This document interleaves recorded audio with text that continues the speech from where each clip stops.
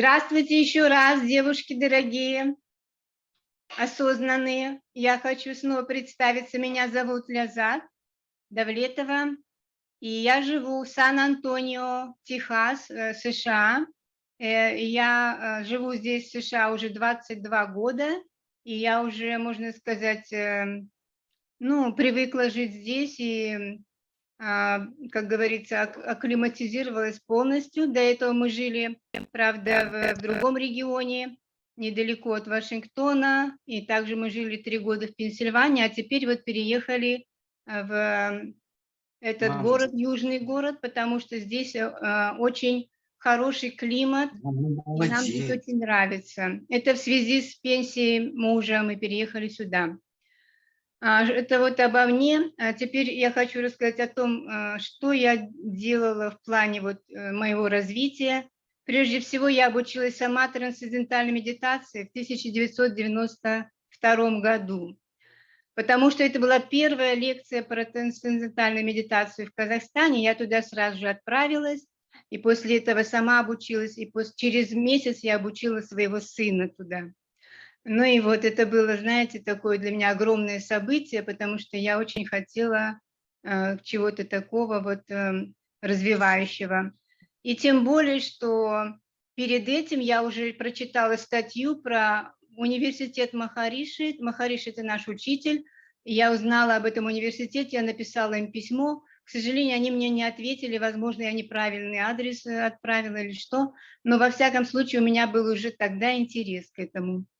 Так вот, когда я обучилась трансцендентальной медитации, я сразу ощутила эффекты этой медитации, почувствовала себя больше энергии, более энергичной, более спокойной. И самое главное, я чувствовала, что как-то более уверенной, что ли, в себе.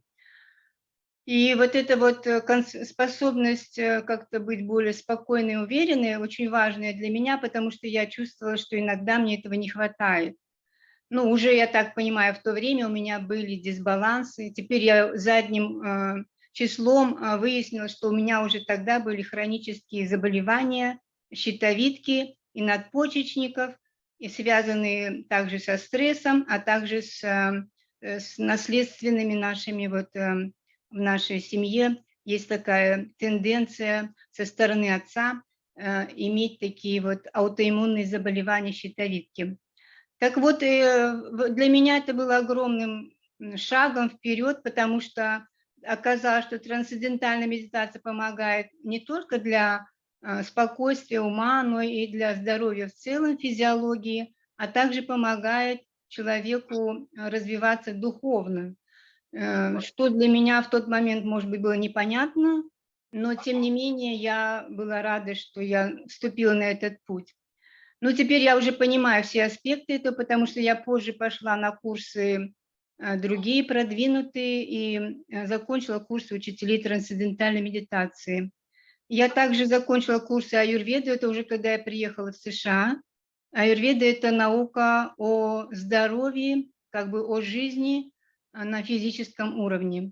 Если медитация – это в основном для ума нашего, для сознания, то аюрведа в основном это для нашего тела, нашей физиологии, балансирования ее, и для того, чтобы в основном мы избегали заболеваний. А если есть какие-то заболевания, то они могут быстрее сбалансироваться, наша физиология, и заболевания могут уменьшиться постепенно, и мы можем от них полностью избавиться.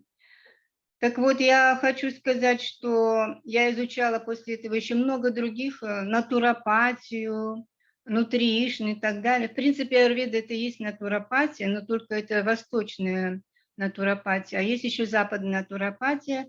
Но все эти науки, они не индивидуальные. Аюрведа – это единственная индивидуальная наука, где мы делаем анализ физиологии человека, ума и тела на таком уровне, как изучаем типы физиологии человека, доши их называют. Каждый человек имеет свою дошу от рождения. Например, один человек, у него преобладает доша воздуха или ветра, у другого человека от рождения преобладает доша огня, а у третьего доша воды или земли. такое различие физиологии, конечно, не абсолютное, не так, чтобы абсолютно только воздух, только огонь или только земля. Люди все смешанные имеют тип физиологии, но этот тип физиологии все же есть, в нем есть какое-то преобладающее одно доминантное качество. Ну и еще самое важное во время консультации мы, например, выясняем, какой есть дисбаланс у человека. Если дисбаланс ваты воздуха или питты огня, или кафы воды. Потому что самое главное не только определить, какой у него от рождения у человека, но и определить, какой есть дисбаланс. Например, у одного человека может быть от рождения тип физиологии питта, огонь, а дисбаланс может быть вата-кафа. Ему нужно балансировать не питу, а вату и кафу в первую очередь, а потом уже может быть питу, если есть необходимость. То есть дисбаланс может быть совершенно отличным от того, какой у человека от рождения тип физиологии. Это раз. Во-вторых, аюрведа очень, особенно махариша аюрведа, у нас направление называется махариша аюрведа, поэтому она особенно научная, более обоснованная. Все научные исследования, которые проводятся в Махариши University, International University, они все являются основой развития этой науки в современное время, которая была давным-давно забыта. Она настолько древняя, что была забыта уже много тысячелетий. По крайней мере, 5000 лет считается ей. Вот, поэтому я очень счастлива, что я изучила эту науку, и до сих пор ее изучаю, хотя у меня уже есть сертификат, но это, наверное, всю жизнь займет изучать ее в полном совершенстве. И еще очень много открытий делается каждый день. Каждый день или каждый месяц или год происходят какие-то открытия в этой области. Вот что касается западной натуропатии и нутришн, они не индивидуализированы, они так, как говорится, всех, один размер на всех. В этом ее недостаток. Поэтому я стараюсь выбирать то, что больше в основном индивидуализированное, в основном аюрведу, но иногда необходимо использовать и нутришн, и натуропатию западную, потому что, например, у меня была непереносимость к ягодам и к некоторым травам аюрведическим, и мне приходилось искать добавки такие, которые нужны именно вот, ну, не травяные, так скажем. Следующее еще я хотела вам сказать, что про трансцендентальную медитацию, конечно, у вас нет презентации там, но в целом, вот я вам хочу сказать, что эта техника удивительна тем, что она, во-первых, очень простая и эффективная. Здесь очень много во всем мире существует техник медитации, которые основаны в основном на концентрации. Например, человек концентрируется на каком-то образе или каком-то слове, или мысли, или части своего тела, например, и он как бы работает во время медитации, да. Но это очень, во-первых, неэффективно, во-вторых, это утомительно. Почему? Потому что мы и так работаем целый день, заняты работой и исследованиями, или, может быть, другой какой-то активностью на поверхности мышления. Поэтому, когда мы начинаем медитировать, такое может вызвать даже сопротивление со стороны нашего ума опять работать. Поэтому наша техника совершенно отличается этим. Мы не работаем во время медитации, мы не концентрируемся и не созерцаем ничего, и не пытаемся размышлять о чем-либо. Но если мысли приходят, это другое дело, это естественно, что они приходят. Мы просто продолжаем ту медитацию, которой мы обучены, используем наши инструкции. Вот что еще особенно важно, что эта техника при всей своей такой простоте и такой естественности, она самая эффективная. Почему? Потому что я могу обосновать это. Есть научные исследования, которые показывают сравнение трансцендентальной медитации с другими техниками, и здесь есть такие подтверждения. Кстати, научных исследований всего около 600 в 250 центрах научных мира.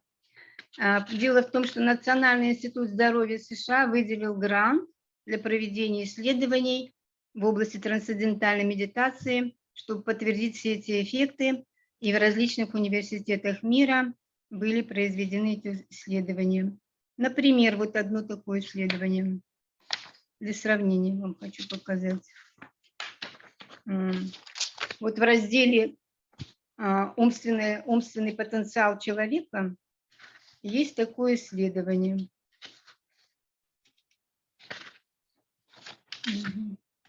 Это для здоровья, для здоровья.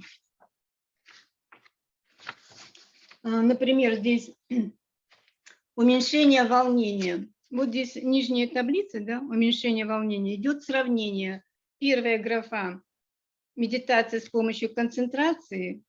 Вторая – другие техники медитации. И третья – вот, трансцендентальная медитация. Видите, темный кубик, да? Самый-самый глубокий. Это потому что здесь достигается самый большой уровень снижения волнения с помощью трансцендентальной медитации по сравнению со всеми другими методами. Сюда включаются все виды аутотренинг, может быть, или может быть это религиозные какие-то техники, где люди размышляют о каких-то текстах религиозных. Они тоже очень важны и нужны, я не говорю ничего об этом. Но в нашей технике не требуется никакая вера, никакая религиозная принадлежность. Многие люди, которые уже верующие, приходят к нам обучаться, и они говорят, что это помогает им даже быть ближе к Богу. Почему? Потому что когда сознание более чистое, меньше стрессов, конечно, им легче общаться на духовном уровне. Поэтому такие сравнительные исследования, которые опубликованы, вот это исследование опубликовано в журнале клинической психологии, например, да, или вот еще другое, метаанализ 2, снижение давления при разных видах медитации, тоже опубликовано в журнале Current Hypertension Reports. Это медицинский журнал про давление. Или, например, артериосклероз, или проблемы старения, омоложения и так далее. Например, статистика показывает, что медитирующие, их биологический возраст на 12 лет моложе, чем вот статистическая такая средняя, так сказать, масса людей, да. Снижаются медицинские расходы на госпитализацию и прочее, снижается использование алкоголя, табака и наркотиков и так далее, потому что человек сам естественным образом успокаивается, он высвобождает свои стрессы, и у него уже нет необходимости добавлять какие-то другие химикаты для того, чтобы успокоиться или чувствовать себя счастливым, или чувствовать себя безопасности. Но правда, вот я когда изучала nutrition, я выяснила, что можно быстрее достичь успеха с помощью аминокислот. Если употреблять аминокислоты, которые вызывают, дефицит которых вызывает потребность в употреблении этих субстанций, то тогда это можно сделать очень быстро, так буквально несколько дней. Например, люди, у которых тяга к алкоголю, у них обычно низкий уровень серотонина, нейротрансмиттера головного мозга, и есть аминокислота, которая называется триптофан. Если ее употреблять, то организм наш из нее сам сделает этот нейротрансмиттер серотонин. Или, например, человек хочет курить непрерывно, очень много, это очень вредно, конечно, и чтобы побыстрее остановить эту тягу к курению, он может употреблять аминокислоты, которые увеличивают ацетилхолин. Ацетилхолин – это другой нейротрансмиттер головного мозга, который имеет очень важное значение для многих аспектов здоровья. Поэтому, если они будут употреблять эти аминокислоты, которые сейчас продаются спокойно, во всяком случае в США у нас их сколько угодно, можно купить, и они будут употреблять достаточно высокую дозу, то у них это в течение нескольких дней тяга может пропасть. Вот. И поэтому трудно ожидать от человека, например, который уже алкоголик, чтобы он сам начал медитировать и регулярно медитировал, и в течение многих лет, чтобы наконец он перестал когда-то пить. Да? Поэтому лучше не ждать, когда он там, дойдет до такого просветления сам. Это очень трудно для человека, который находится на такой стадии зависимости, что уже не может его организм сопротивляться этому. Даже очень сильные волевые люди не могут это сделать. У меня тоже была зависимость в течение нескольких лет, потому что у меня оказалось, что было усиление гипотериоза на почве токсичности. У меня были токсичные металлические пломбы в зубах, и это привело к аутоиммунному опять гипотериозу, который называется Хашимото гипотайроид. И в результате у меня тоже развилась и депрессия, и волнение, и бессонница, и чего только не было, и зависимость также. Но я не алкоголь, у меня в основном зависимость была от еды. Я ела и ела и ела. Значит, это было связано тоже с дефицитом серотонина. И когда я наконец узнала об этом, я прочитала об этом в книжке какую-то, открыла в библиотеке, и я прочитала об этом, я стала употреблять аминокислоты, которые увеличивают серотонин, триптофан, а потом еще другой нашла, 5-HTP, он еще быстрее это делает. И у меня тяга к пище, непрерывному поеданию, с таких вот там, то чипсы я ела, то пирожные, то еще что-то, она быстро прошла. То есть это можно сделать гораздо быстрее. А что касается других нейротрансмиттеров, например, ГАБА, ГМК по-русски, он самый важный, наверное, может быть, в наше время, потому что у всех людей наблюдается дефицит ГМК. Это связано в основном с тем, что у всех у нас сейчас слишком активный образ жизни, мы очень много делаем всего в течение дня, очень много стресса может быть, и поэтому этот нейротрансмиттер, он снижается сильно и вызывает постоянное беспокойство, потому что это единственный нейротрансмиттер нашего головного мозга, который успокаивает его. А значит, где можно как бы через пищу? да, через Какие пищу тоже можно. Есть книжка такая доктора Бредермана, она где-то здесь была у меня, по-моему, поблизости, в которой он описывает, какие продукты можно, увеличивают ГМК, например, да. В основном, опять-таки, это углеводы. Но мы не хотим употреблять слишком много углеводов, но иногда нужно просто увеличить чуть-чуть. Но это, опять-таки, займет много времени. Употребление аминокислот, которые в концентрированной форме увеличивают ГМК, гораздо быстрее действует. Например, одна женщина, вот я смотрела передачу про одну женщину, которая страдала алкоголизмом, она очень интеллигентная, умная женщина, она говорит, мои дети наконец настояли на том, чтобы я поехала в клинику. И когда она в первый же день получила большую дозу вот этого аминокислоты, которая увеличивает ГМК, ГАБА по-английски, она сразу же расслабилась, успокоилась.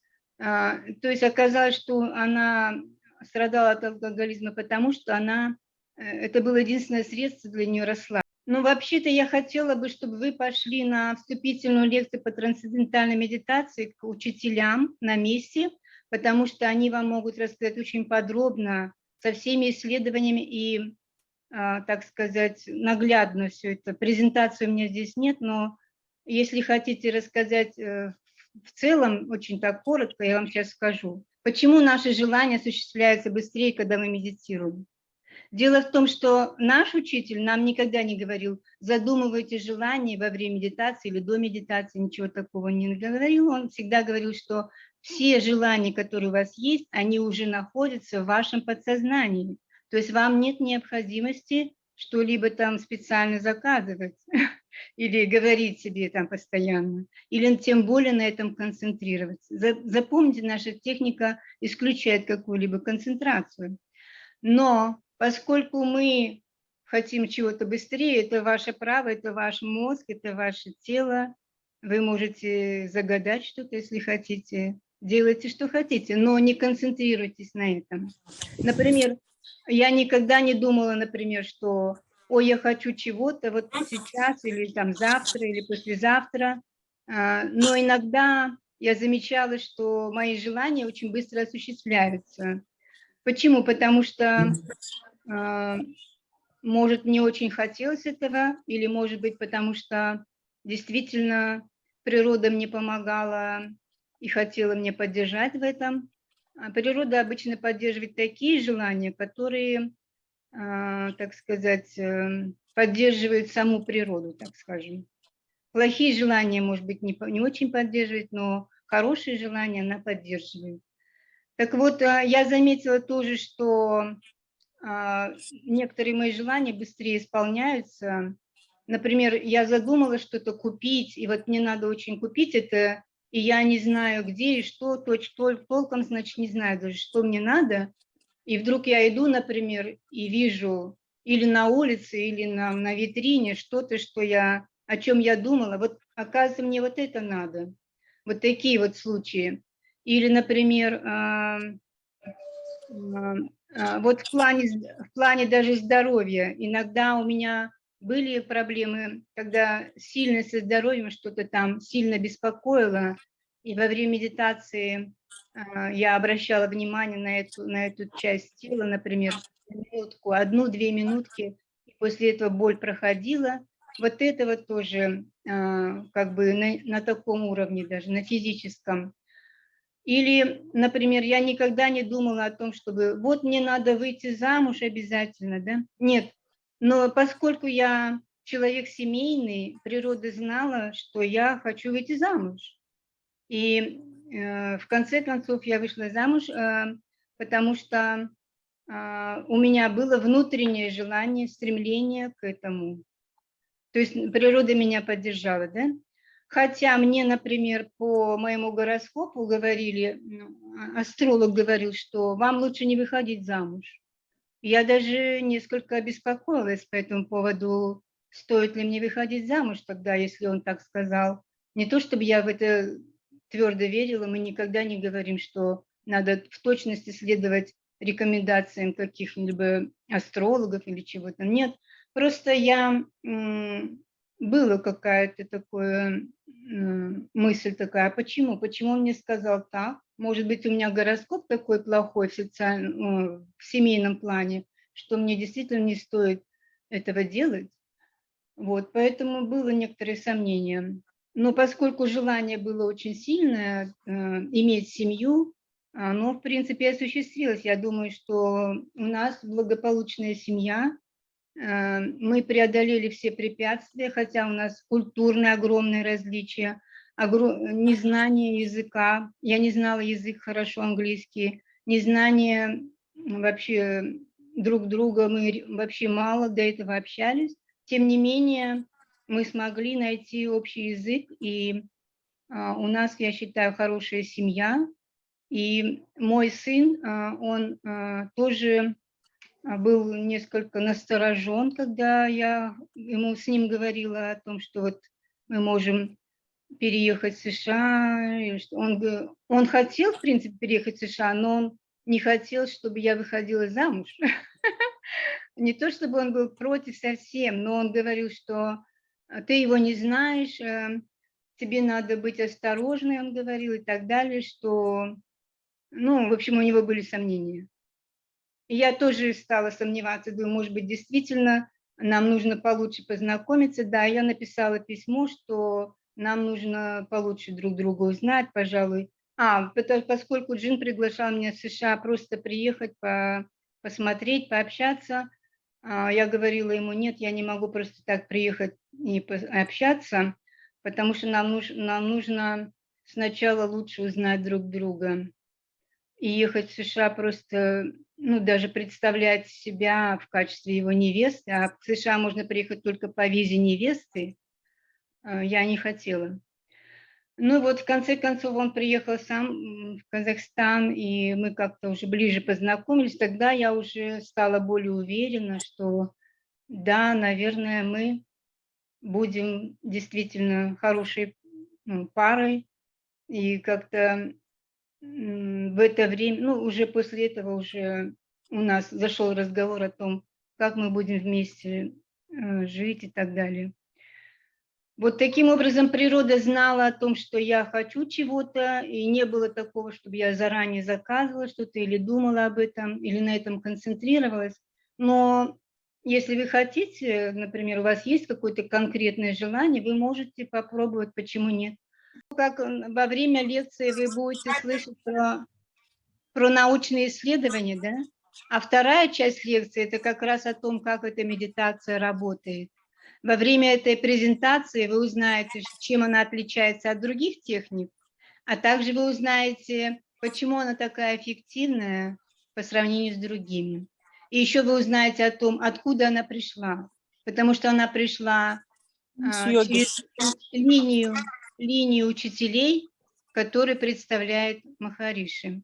Учителем Махариши был Гуру Дев, один из выдающихся учителей, духовных учителей в Индии, в северной части Индии.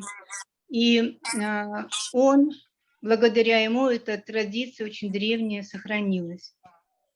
Но что касается отличия нашей техники от других, заключается в том, что мы не концентрируемся, во-первых, мы ничего не созерцаем, и мы только сидим, используем мантру, да. Мантра – это такое слово, которое дается индивидуально учителем трансцендентальной медитации. Это слово является как бы ключом, который позволяет нам нырнуть в океан нашего сознания. Поскольку это слово обладает таким качеством вести наш ум на более глубокий уровень сознания, мы поэтому очень серьезно относимся к выбору мантры, и мы не рекомендуем использовать те мантры, которые, может быть, вы где-то видели в интернете. Короче, самоучеством не заниматься. Да, это нужно очень-очень на тонком уровне получить инструкции от учителя медитации в особой обстановке. Там создается специальная такая обстановка. Во-первых, мы благодарим, есть такая церемония благодарности учителям. Мы благодарим наших учителей, Гуру Дева в частности благодарим за то, что он сохранил это знание. И эта церемония, а после этого вам дается мантра. Почему это так важно? Потому что в личном именно общении, не в интернете где-нибудь. Почему это так важно? Потому что когда человек лично общается с учителем, он получает еще дополнительную, как сказать, Энергию. дополнительное Энергия от влияние. учителя. Вот. И поэтому и еще есть другая причина. Потому что сейчас, правда, вот во время ковида нам разрешили обучать 1 день в личной встрече, а потом 3 дня по интернету можно провести. Но это только в связи с ковидом. Сейчас это так временно было. После этого 3 дня люди встречаются для того, чтобы получить подробные инструкции о том, как медитировать. Почему это так важно? Потому что большинство людей, наш опыт показывает, что большинство людей через несколько там месяцев или несколько тем более лет снова начинают концентрироваться, потому что они где-то прочитали или кто-то им сказал, что нужно опять концентрироваться на мантре. Вот. И для того, чтобы этого не произошло, мы даем инструкции в течение 3 дней. Это раз, это тренинг. А во-вторых, мы проводим групповую медитацию, во время которой опыт еще лучше усваивается. И когда вы проведете такую групповую медитацию, вы услышите, как другие люди говорят, какие у них эффекты, вы скажете про свои эффекты, и это тоже как бы позволяет вам воодушевиться, вас поддержать. Ну и в дальнейшем вы встречаетесь со своим учителем уже иногда. Например, 1 раз в 10 дней, потом 1 раз в полмесяца, потом 1 раз в месяц, для того, чтобы поддерживать вас в вашей практике. Это тоже важно. Почему? Потому что когда вы встречаетесь с учителем, он проводит с вами так называемую проверку медитации. Это важно, потому что, опять-таки, человек, может быть, говорит: «О, я правильно медитирую, я все знаю, у меня все инструкции в голове, я знаю». Но в действительности, когда учитель начинает проводить проверку медитации, выясняется, что что-то где-то не совсем так. И поэтому он исправляет вот эту вот практику.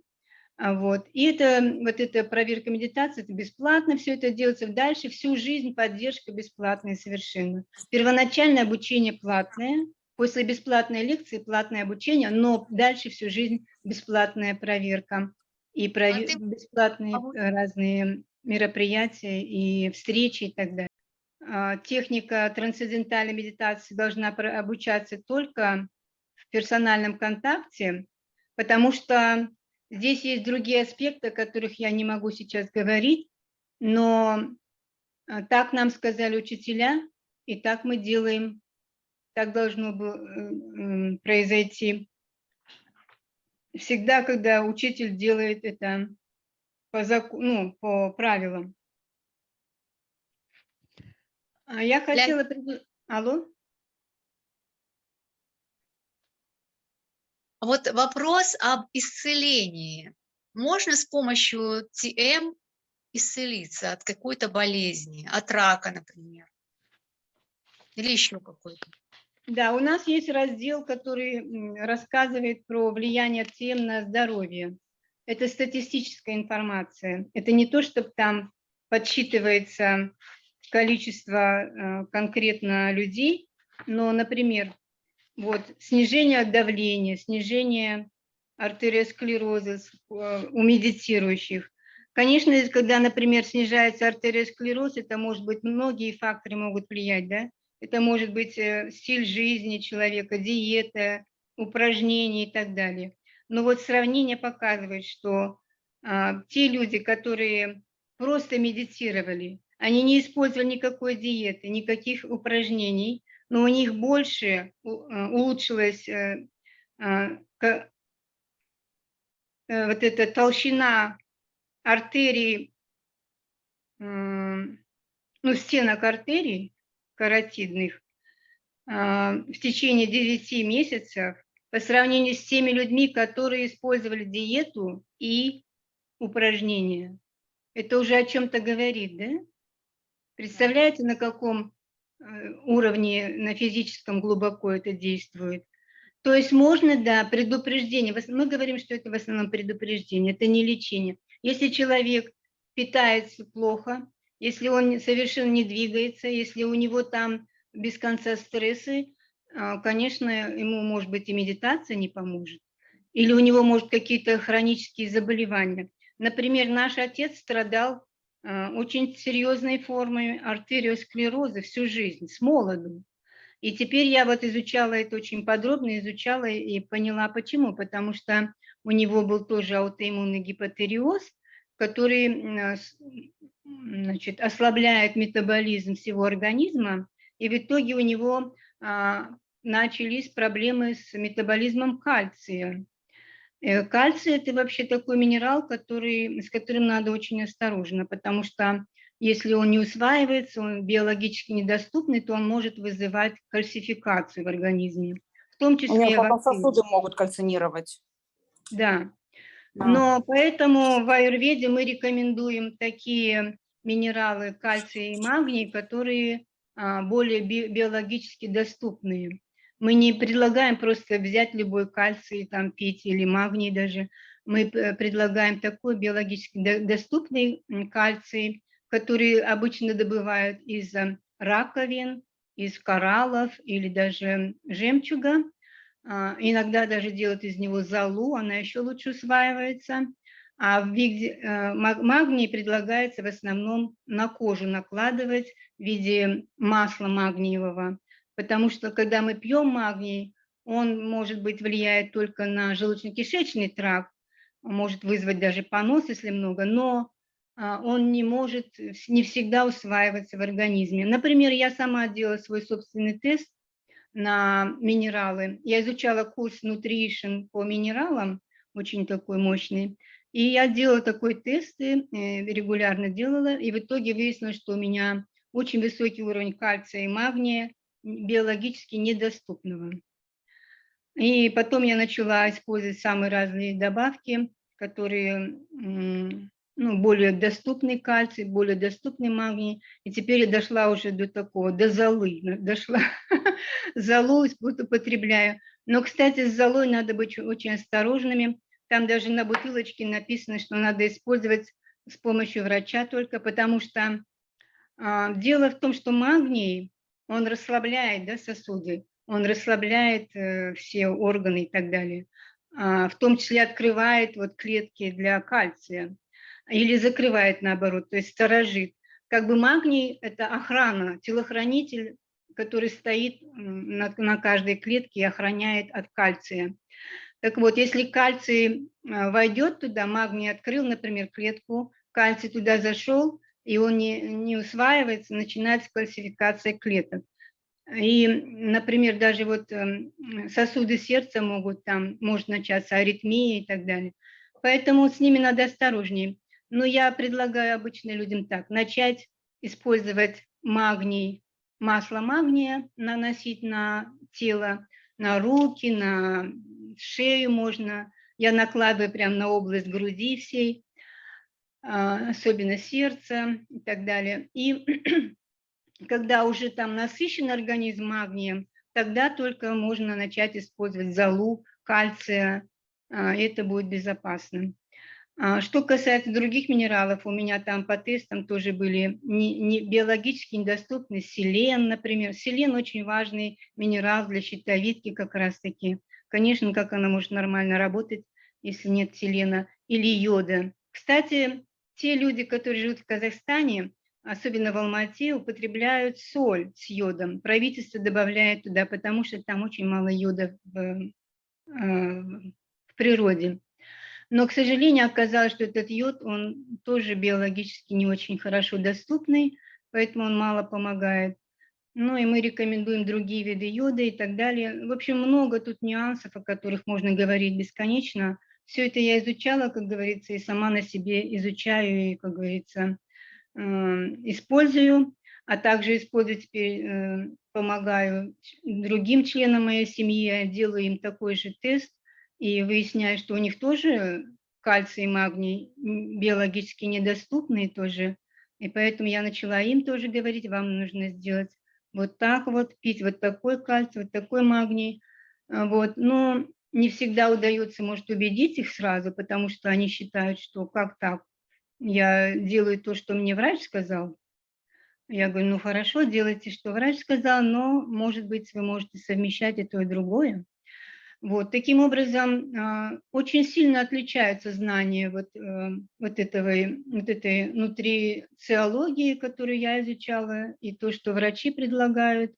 Поэтому я спорить с ними не хочу, конечно, но я просто вижу своими глазами мой тест, и мне этого достаточно.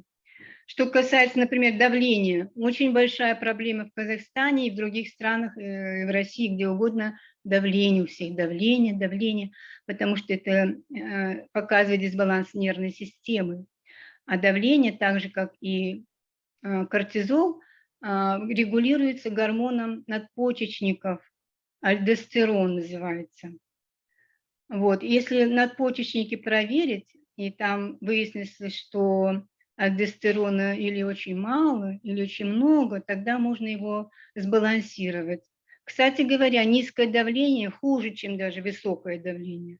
Я всю жизнь страдала с низким давлением и говорила всем врачам, ой, у меня такое низкое давление. Они говорят, ну это же хорошо, поздравляем. Оказалось потом, что это не очень-то хорошо. Так вот, дело в том, что циркуляция головного мозга тоже страдает, когда давление низкое, туда просто не доходит Можно попасть в кому. Да, поэтому нужно балансировать и такое давление, и такое давление. Вот. И если низкое давление, то, скорее всего, и кортизол низкий. Я теперь поняла, что у меня был в то время и кортизол низкий, что его нужно поддерживать и так далее. Вот. Поэтому надо и на физическом уровне работать, и на умственном. Трансцендентальная медитация, еще раз повторяю, в основном для ума и сознания, для духовного развития. Хотя, Лиз, как а мы вот видим... что вы можете, извините, что перебила, вот как раз по Да, поводу давления, вот буквально за 15 минут до эфира мне позвонили, короче, у моей знакомой было повышенное давление, потом резко у нее давление упало, ей стало плохо, вызвали скорую, короче, ей сказали, что у нее проблемы с почками. поставили, как бы у нее там что-то песок, что я говорю, ну из-за почек не может быть, чтобы в реанимацию человек попал. Говорю, что случилось? И ей ставят менингит диагноз. Я говорю, какой менингит? Говорю, откуда менингит? Говорю. Температуры нету, никакого воспалительного, ну, единственное, там анализы они сдали, что-то там у нее повышенное, что-то пониженное вышло. Короче, вот они не могут определить, что с человеком, и она в реанимации 3-й день. Ужас. У нее кома, да? Нет, она сейчас в сознании, она разговаривает, она даже что-то ест, но, плюс еще у нее сильные головные боли были. И вот они решили, что если сильные головные боли, то подозрение на менингит, они взяли пункцию спинного мозга, иди садись, сделали МРТ, и вот как бы поставили, ну, еще не точный диагноз, но, скорее всего, типа менингит. Я говорю, ну, менингит же просто так не бывает. Да, я насчет менингита много не могу вам сказать, потому что это надо изучать, конечно, невролог нужен. Но что касается вот почки, есть методы натуральные балансирования почек, так чтобы почки, если даже давление из-за почек, можно его снизить. Это раз. Во-вторых, вы сказали, что какие-то там... у нее резко упало давление. Уже упало. Да, у нее было сначала повышенное давление, а потом оно упало так, что она потеряла сознание от этого. Скорее всего, у нее надпочечники сели, и кортизол упал тоже, да. Но вот знаете, что насчет песочка в почках, у меня был песочек в почках, и я поняла, что теперь почему, потому что камни кальция оксалатов, которые в пище, в каждой растительной пище есть, особенно в орехах, там, семечках и так далее, я их употребляла очень много. Оказалось, что там очень много этих камней кальция оксалатов. А потом я, когда начала пить добавки еще из трав, оказалось еще больше, потому что почти все травы содержат камни кальция оксалатов. И выяснилось, что я их совершенно не переношу и не могу... Они даже в свекле содержатся, на что я была очень удивлена. Но больше всего в щавеле, свекле и миндаль. Вот 3 самых вот, допустим, грецкий орех и фундук? Грецком нет, а фундук, кажется, есть, да. Так вот, что я хочу сказать, что почему эти камни-то образуются. Когда мы употребляем антибиотики, а я пила много антибиотиков и в детстве, видимо, и потом позже там мне врачи выписывали, мы убиваем те бактерии, которые могут перерабатывать камни оксалата. В частности, одна из них, самая мощная, называется оксалобактер формигенис. Вот этот самый оксалобактер, он был недоступен как пробиотик, и вот недавно он появился. Я поставила его на своем веб-сайте, он продается у меня сейчас, его можно купить. А также есть лактобациллы, они тоже помогают уменьшать вот эти камни. У меня были... Знаете, что еще хорошо расщепляет камни? Я сейчас найду эту бутылку, у меня в холодильнике она есть. Это ягода, которая растет в Америке, черная, как она называется. У меня был сок ее. Асая, вот. Нет, асая. Акая? Нет, асая. Ягоды асаи. Я вот сейчас куда делить мою бутылку? Неужели они ее выкинули? Нет, сейчас. Именно асая. У нас вот такой напиток был. И его, ну, как бы в нашей компании он уже снят с продаж. Вот именно ягоды асаи. Power Drink асая. То есть, в принципе, в каждой стране есть какие-то такие растительные вещества, которые могут помогать с этим. Но дело в том, что некоторые из них сами содержат высокое содержание камней оксалатов.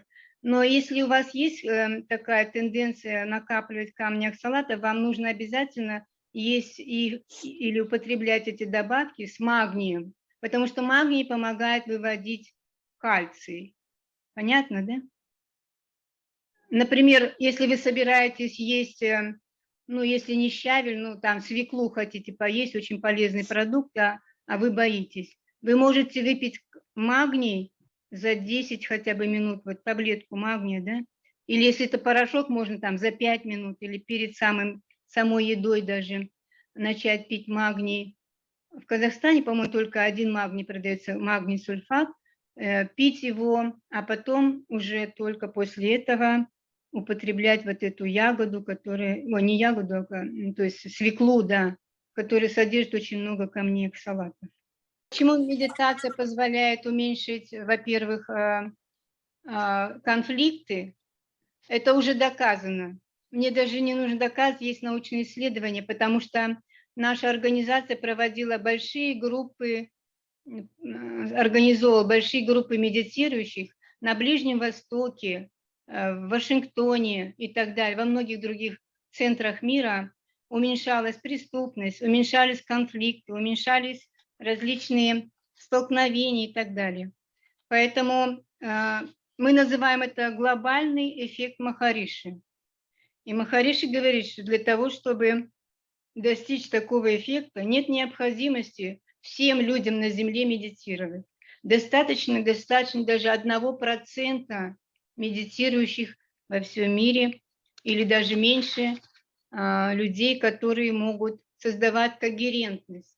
Вот эта когерентность называется, это когда сознание всех людей на таком уровне находится, на таких, как сказать, ну... высоких вибрациях. Да, вибрациях, назовите как хотите, но вот этот уровень позволяет создать когерентность, которая приведет к улучшению ситуации во всем мире. И мы уже вот знаем, что это. Например, в Вашингтоне в 1993 году проводилась огромная такая группа была медитирующих, которые медитировали все одновременно. И в это время снизилась преступность в этом городе на 20%, что никогда не случалось ранее. Ну, считается, что очень высокая преступность там, поэтому, конечно, никто даже не ожидал. Другие, например, эксперименты проводились в некоторых странах, например, в Канаде, на Филиппинах, на Ближнем... А давай прямо сегодня тоже сделаем такую медитацию. Сколько она времени занимает? Вы какую технику используете, я не поняла. Ну, просто любую, лишь бы вот просто помедитировать ради мира во всем мире. Конечно, можно. Ну, давайте минут 5-10, наверное, достаточно. Давайте, да? Девочки, вы согласны? Про такую медитацию, знаете, мне где-то в WhatsApp попалось Антон Поле делает такие медитации. какое-то определенное время, прям было по городам, по странам, какое-то время определенное, чтобы мы читали, например, молились. Намаз. Да, молились. И вы знаете, это было вообще так здорово. Я просто когда представила, что столько народу там, что они все в это время читают, там кто-то в Америке, кто-то во Франции, кто-то что, это было вообще мощнейшее ощущение. Я даже не поняла, как этот час пролетел. Для меня казалось, как будто это так быстро пролетело. Оказывается, я сидела больше часа. Но вот это теперь я вас понимаю, что это такое. Да, потому что когда вообще мощь. Неважно даже на каком расстоянии друг от друга, создается огромное поле когерентности, поэтому так